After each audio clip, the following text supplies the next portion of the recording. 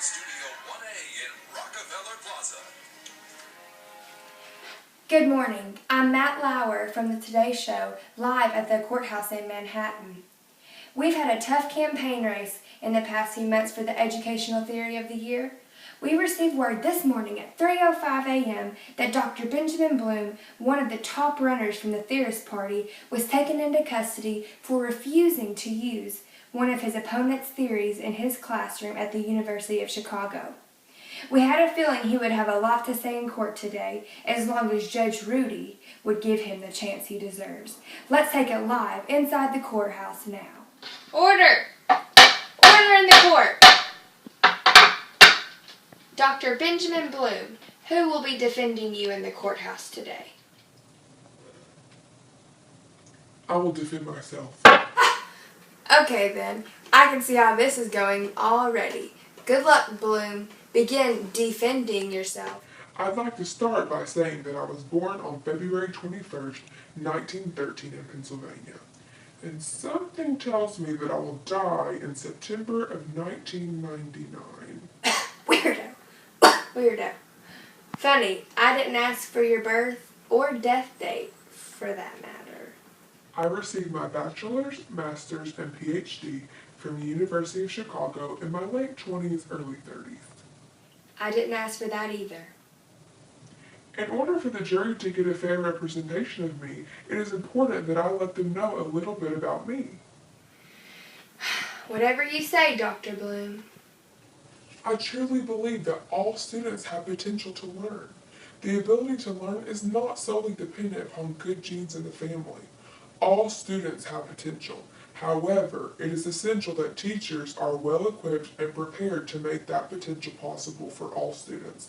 Learning is not a race, it is a process. My opponent believed that we should gauge our students' success by simply comparing them to one another. I believe that student success should be assessed by goal attainment. Bloom, I see here on my records that you have accomplished several things in your lifetime as an educational psychologist. First, I see that you have acted as an educational advisor to the governments of India, Israel, and other nations. India is one of the leading nations in education right now.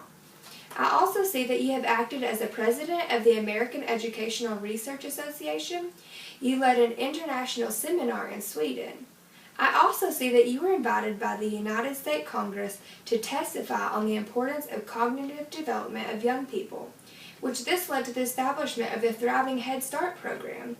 If you don't mind me asking you, what did you publish that made you so well known globally? It's called Bloom's Taxonomy. A few colleagues from the University of Chicago and I developed it with the desire to develop and activate lower and higher levels of thinking in the classroom. It is a system of 6 categories that range from lower level thinking skills to higher level thinking skills.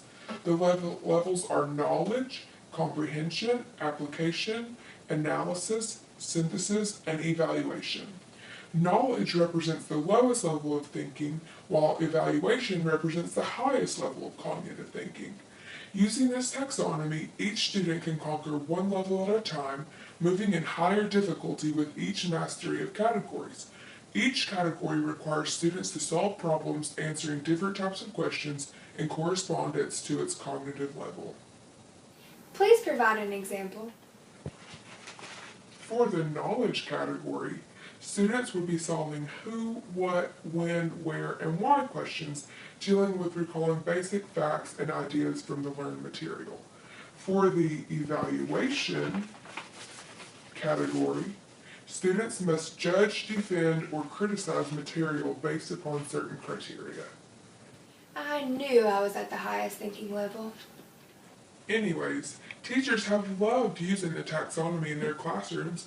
I have received several letters with teachers telling me how they apply it in their classroom. I believe you have a few of those letters in your records. Let me read a few. This one from Mrs. Brown says she uses Bloom's taxonomy to facilitate questioning throughout her lessons every day. She says that this helps her to inform her instruction while teaching and activating different levels of thinking in her classroom. Mr. Smith from Arkansas says he uses the taxonomy to differentiate learning in his classroom. He says that he is able to gauge which category of the taxonomy his students are on and assign assessments according to their individual needs. On a similar note, Mrs. Carr from Wisconsin uses Bloom's taxonomy to align her objectives with the assessments she assigns. These teachers really seem to like your taxonomy. However, with every great thing comes a negative. So let's hear about those, Sir Bloom. Unfortunately, some teachers have misused the taxonomy in their classrooms, which have led to a devaluing of the basic thinking skills like knowledge.